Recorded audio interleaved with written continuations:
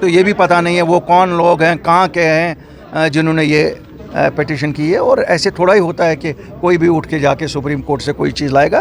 देखना पड़ेगा जो यहाँ जमात पावर में है या जो सेंटर में पावर में है, उनको देखना चाहिए what are the credentials of these people जिन्होंने सुप्रीम कोर्ट में ये पिटीशन की है। वो अगर सोचते हैं कि अकेले उनको वो जाके ये अकेले ये जंग लड़ेंगे, ये इतनी आसानी से होता नहीं है।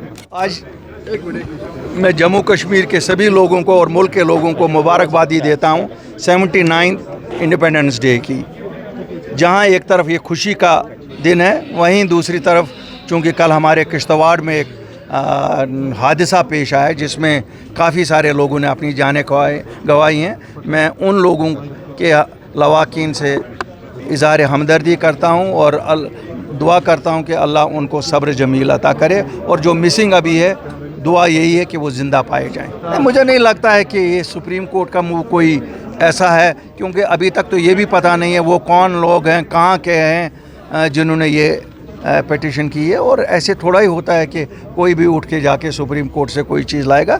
ये देखना पड़ेगा जो यहाँ जमात पावर में है या जो सेंटर में पावर में है, उनको देखना चाहिए what are the credentials of these people जिन्होंने सुप्रीम कोर्ट में ये पिटीशन की है।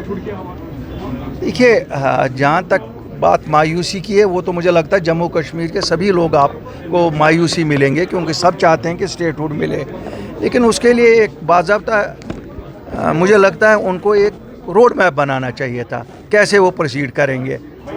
अब वो अगर सोचते हैं कि अकेले उनको वो जाके ये अकेले ये जंग लड़ेंगे, ये इतनी आसानी से होता नहीं है। आपको याद होगा 8 मार्च 2020 को जब हमने जमात बनाई थी तो आपके लोगों ने ही हमें कहा था आपके कोर एजेंडा क्या हैं। हमने वापस जवाब दिया था protection of land rights, protection of jobs and statehood, और बयान आया था इन्हीं लोगों से।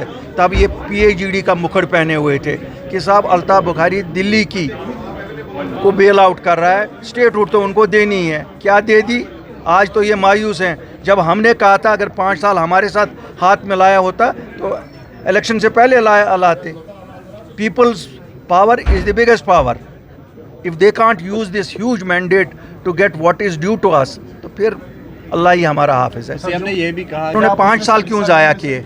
5 साल पहले ज़ाया किए, अभी भी देर नहीं हुई है। अगर वो कहते हैं, मुझे तो लगता he should have proceeded straight from there, वहीं से जो बाहर घर थे बख्शी स्टेडियम के, वहीं से शुरू करता। ये कल करने की क्या ज़रूरत थी? आज से ही शुरू करो। ये इतनी ज़रूरत है जम्मू कश्मीर के लोगों को। क्या सर आप उसके सर देखिए, हम तो वैसे ही इस कैंपेन, हमने तो 8 मार्च 2020 को ये कैंपेन उठाई। हमने तब उठाई जब इसे कुफर माना जाता था कहने को। हमने तो तब ये कहा था कि साहब 1947 में भी एक वज़ीर आज़म हिंद ने पार्लियामेंट में बहुत कुछ बताया था हमें, आज तक तो वो मिला नहीं।